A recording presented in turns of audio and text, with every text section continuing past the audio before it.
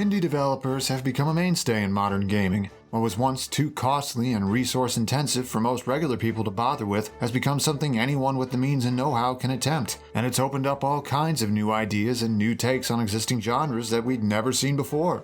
If you've a need for something smaller and more experimental, or sometimes something not so small yet still different and interesting, there's an independently developed game out there for that. And while Nintendo was slow to warm up to them at first, they've embraced indie developers more and more over time, complete with special presentations all about giving them more attention. And it's no wonder, with how well they tend to sell on the Switch. The normally underpowered system doesn't have to worry about running less resource-intensive games, and the ability to play them anywhere gives buying the Switch version of a multi-plat game an inherent upside. Is it any surprise that we've seen them find ways into Smash Bros. As well? Smash 4 broke the barrier with a trophy of BitTrip's Commander video, and Ultimate opened the door even further. We've seen multiple spirits, a surprise assist trophy of a certain blue burrower, and DLC so far has made headlines twice with some very unexpected Mii Costumes. Which has many fans wondering, will we see someone from an indie game take that final step and become a full-blown fighter? Some want to see a character from a grassroots background finally stand alongside Smash's cast of all-stars. Some believe the roster needs indie representation to truly encompass the modern era. And some just have an indie character or two they'd love to see take the biggest of stages.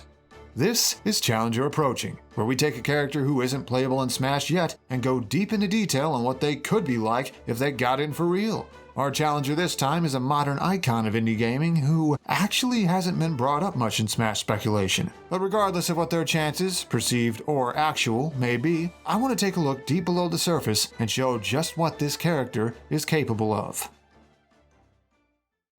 The Knight. Higher beings, these words are for you alone.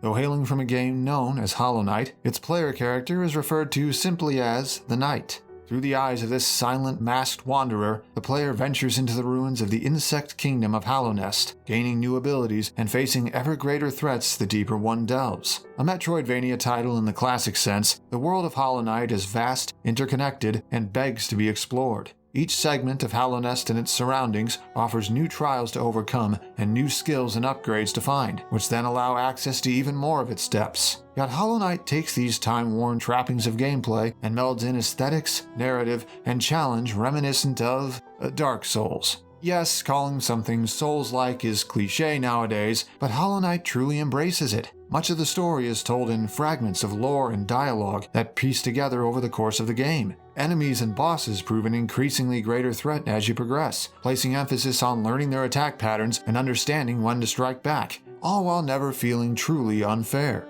Even the visuals and music convey a familiar, somber atmosphere, as if to say, something tragic happened here. Based on the secrets you uncover and the choices you make, you can surmount the trials laid before you, learn the truth of Hallownest's downfall, and, just maybe, save what remains from its terrible fate. Though fairly new by indie standards, Hollow Knight has become very well regarded since its release in 2017. Its developers, a small Australian group known as Team Cherry, have practically become household names in gaming circles, and for good reason. The immersive world, demanding yet honest challenge, and amazing art direction have garnered it critical acclaim and overwhelming success, enough that a sequel is in the works as we speak. And Nintendo has taken notice. A Switch port of Hollow Knight was announced, then promptly released at E3 2018, even given a full segment during Treehouse Live to introduce it to a new audience. The aforementioned sequel got its own segment the following year, though news on it since has been sparse at best. This is a game often ranked among the greatest indie titles of the past decade, which is saying something, and it's actually kind of surprising we haven't seen some kind of Hollow Knight content in Ultimate yet. But despite all of this, the Knight faces steep obstacles to have any chance of joining the ranks of Smash's pantheon. While Ultimate has brought in content from more indie franchises than ever before, and in more prominent roles, making the jump to fully playable is still a tall order, and we don't know if such a thing is feasible for an indie character right now. For how much the Smash community has pushed the idea of using newcomers as means to cross over with more companies, and how some parts of the community say an indie rep needs to happen, things are more complicated than that. Especially since the actual developers seem to be using DLC Spirit events and Mii Costumes for crossover purposes, freeing up the actual newcomers to focus more on being interesting new additions on their own terms. And while the Knight certainly could be very unique, there are a lot of other hopefuls who could say the same. But, I want to try giving more attention to characters who aren't necessarily the most likely. There are a lot of under-discussed options out there whose fan bases are no less passionate than those who speculators have gravitated toward. Indies, guest fighters, or just in general. Giving the overlooked a chance to speak on their own terms and be heard earnestly, there's merit to that. And it can be interesting and insightful to say, what if? Even if it is more likely that the Knight, or Hornet, a recurring character in Hollow Knight and the protagonist of Silksong, wind up as Mii Costumes or spirits, I want to take a look at the potential that lies here, hoping to one day be awakened. Because that's something worth giving attention to.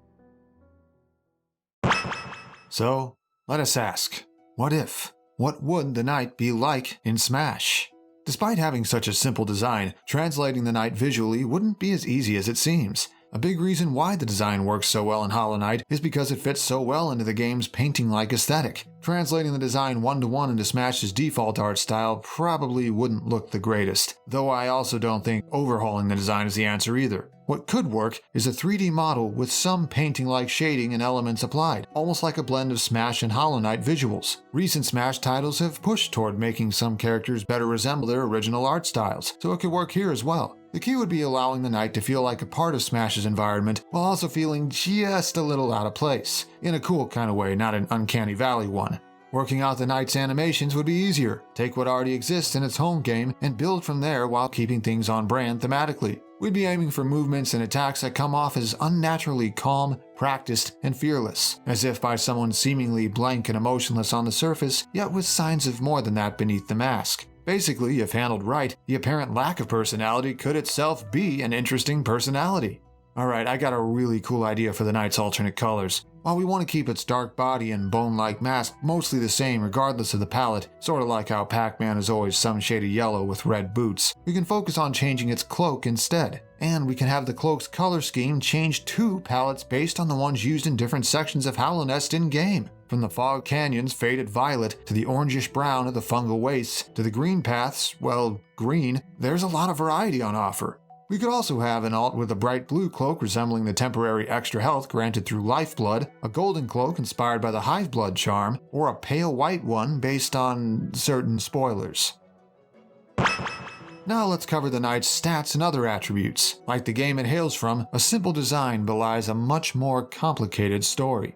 As previously mentioned, combat in Hollow Knight puts strong emphasis on fighting patiently and learning how each enemy moves and attacks in order to understand how to dodge and strike back yourself without getting overwhelmed. An equally patient fighting style in Smash would be a perfect fit. Observe your opponent's habits, bait them into leaving themselves open, then punish while they're vulnerable. You wouldn't even have to get up close and personal to do this. Using disjointed strikes with the Knight's signature nail, which is like a sword except bug-sized, you'd be able to strike at enemies from a range that hand-to-hand fighters wouldn't quite be able to mash at you with. It's not a huge amount of range, probably closest to the reach on Toon Link's sword, so the focus would still be mainly on baits and punishes. That said, there are some ways the Knight would be able to punish stuff most characters usually can't, which is where the dynamic elements come in. More on that later on.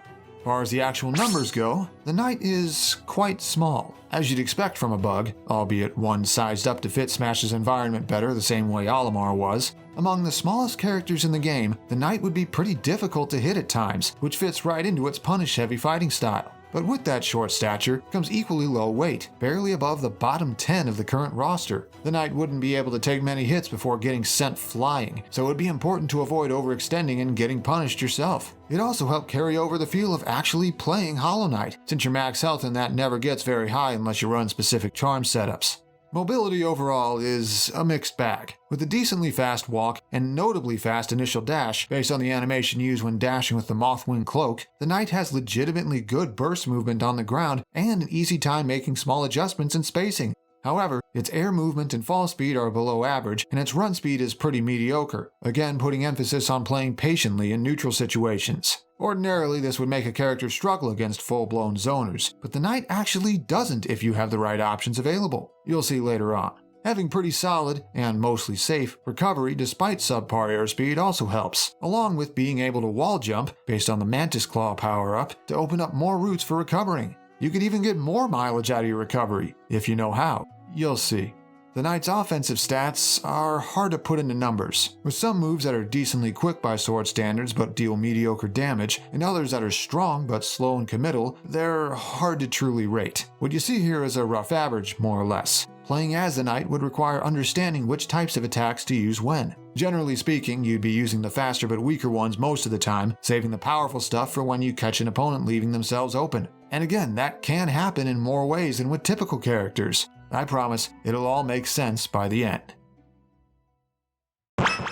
With all of that established now, let's delve into what forms the knight's moveset could take. Starting with basic grounded moves, the knight's jab combo consists of a stab forward with the nail at a slight downward angle, then a second stab with a slight upward angle, then a finishing thrust straight ahead. Does what a sword jab usually does, hitting on frame 5 for a fairly quick self-contained combo that deals okay damage and outspaces most faster options. The knight's forward tilt is a direct lift from the game, a simple forward nail slash that pokes at opponents from arm's length and punishes whipped attacks without having to get too close. It's got more horizontal reach than vertical, which makes it less effective against aerial approaches. Maybe if you do 2 in a row, the second slash would come from the opposite direction, just like in the game?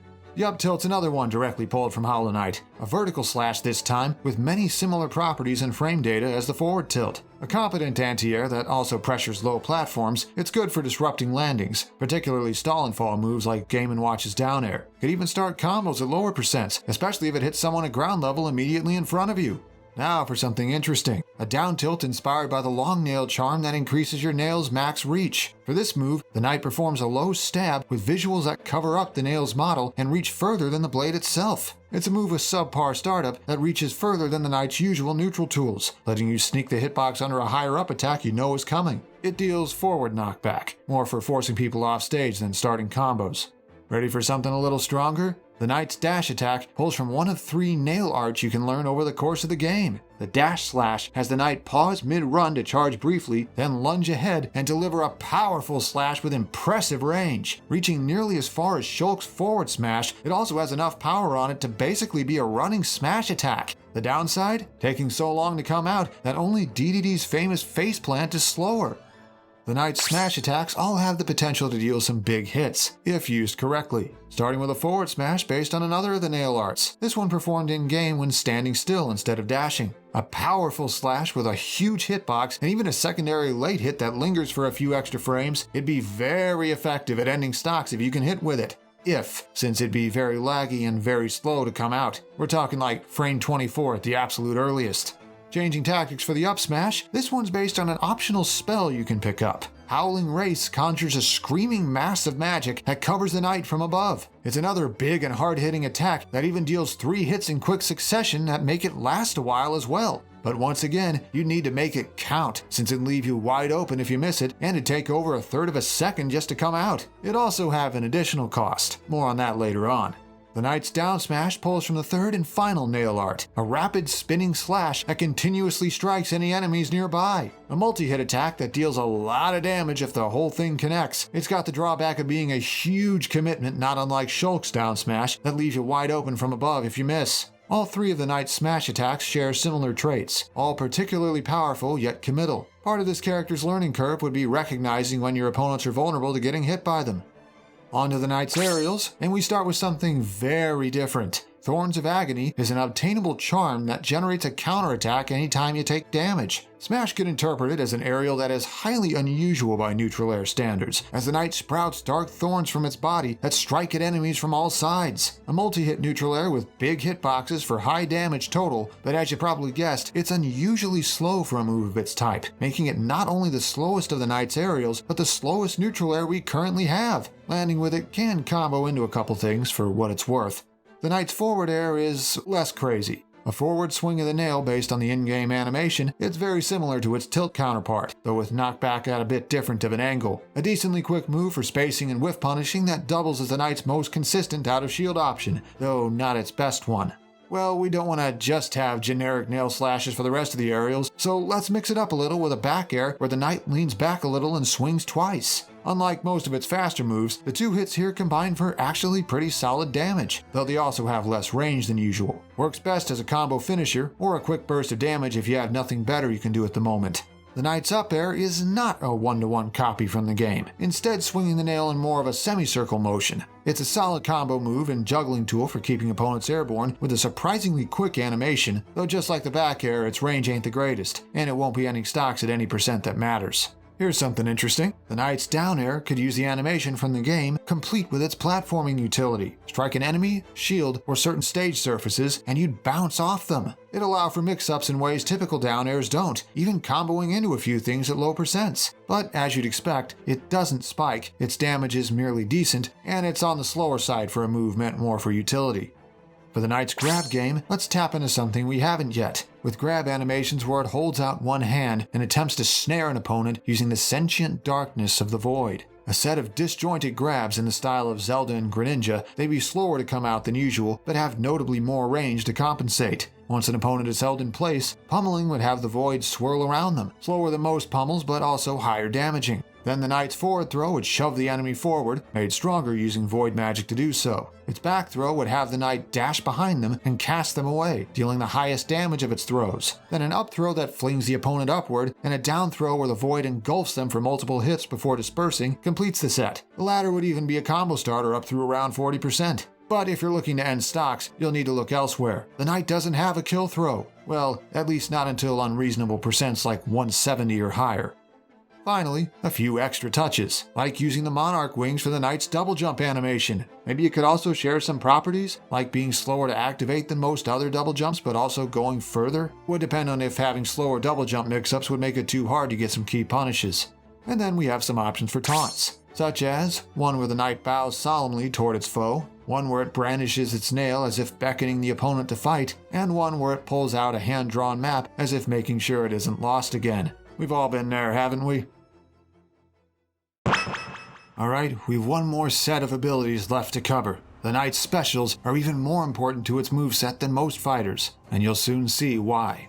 Though first, we need to go over exactly how they work, because they're reliant on a signature mechanic. Soul is a sort of life force in Hollow Knight that the Knight siphons away from enemies by striking them with the nail. Once enough soul is collected, it can then be used to power various spells or other abilities. Think of it like the game's version of mana. And the Knight could bring that same system into Smash. A circular gauge would appear as part of the Knight's display on the bottom of the screen, filling partially each time you deal damage with a standard attack. The soul you acquire can then be used to power or enhance the Knight's specials, and one other move. Because this is that hidden extra cost to the Howling Wraith's up smash, as it requires a moderate amount of soul to cast. If you don't have enough, it doesn't come out at all. A major facet of the Knight's moveset would be managing your soul levels and deciding when to use it or save it, especially since unlike Hero's MP meter, you do not gain soul passively. You must damage specifically an opponent or summon fighting for an opponent to gain more. If it sounds difficult, then rest assured, the moves that use it are worth it. For example, you don't mind if we start with the side special this time, right? A spell you learn early on in Hollow Knight, Vengeful Spirit conjures a ball of soul that flies forward at rapid speed to damage any enemies in front of you. For our Smash version, the Knight unleashes the spirit straight ahead in similar fashion. True to source material, it's a powerful and fast-moving projectile that pierces through any enemies or objects it touches, able to hit any target in its path. It even has a trample effect that lets it destroy weaker projectiles outright and keep going. But wait, there's more. If you hold B instead of just tapping it, the Knight charges the spell and infuses it with Void, tapping into a stronger version you can obtain later on in game. In its enhanced form, the Shade Soul is even bigger, even stronger, and overpowers even more enemy attacks, though at the cost of more startup and a higher soul requirement. Vengeful Spirit is a projectile with a lot of upsides. It also functions in a way that makes it not your typical projectile. Its moderate soul cost for the base version, which gets outright high for Shade Soul, means it can't be thrown out constantly or really used to control space at all. Instead, its size, power, and trample properties make it ideal for punishing opponents who commit to something it can beat out. If you think your opponent will go for a weaker projectile or commit to an attack, show them why they shouldn't have, especially since it's got enough knockback on it to be a reliable kill move at high percents even in its base form. The nature of this move gives the Knight an interesting dynamic against enemy zoners, having issues against them if you lack the soul to use this move, but when you can use it, zoners are much less of a threat. We're gonna bounce around the list a little more. Next up is the Knight's Down Special. Another spell you learn during the game, Desolation Dive lets you dive straight down, damaging any enemy in your path and destroying fragile floors upon contact.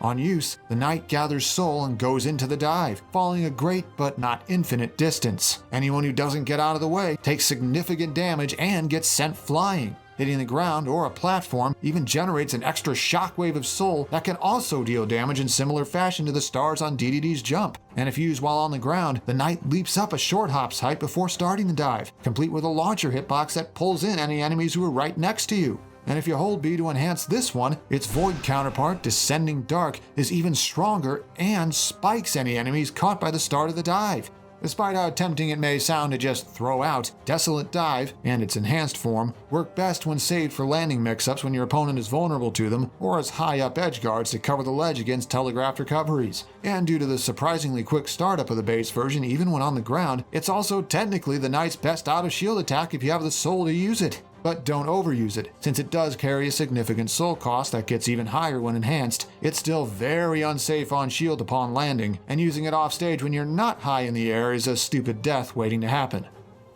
We're taking a break from spells for a moment and using something else for the Knight's Up special, though it's still pretty interesting.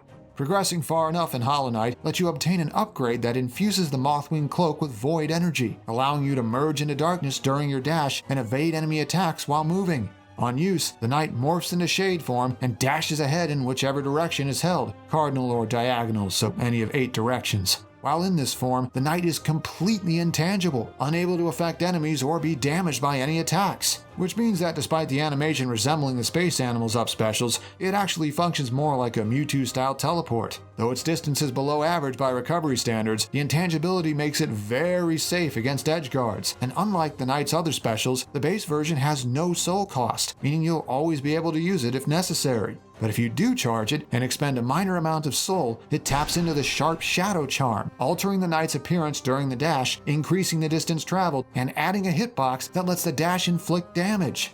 The Shade Cloak is a recovery move that, usually, prioritizes safety over offensive potential. Use it once you're close enough to the stage to ensure you make it back, or as a mix-up to escape a disadvantage when you're cornered or trying to land. Enhancing it makes it a better recovery move, while also giving you the chance to turn the tables on opponents who chased you off stage and put them in a bad spot. But it's not foolproof. There's significant end lag afterward if you don't immediately grab a ledge, and even if there is a ledge, you still have the same 2-frame window of vulnerability as everyone else, so use it carefully. And if you go for the enhanced version but don't have enough soul to use it, the move would fail entirely and you wouldn't go anywhere. Though it also wouldn't put you into freefall if it failed, so you'd still be able to correct yourself afterward and do the regular version.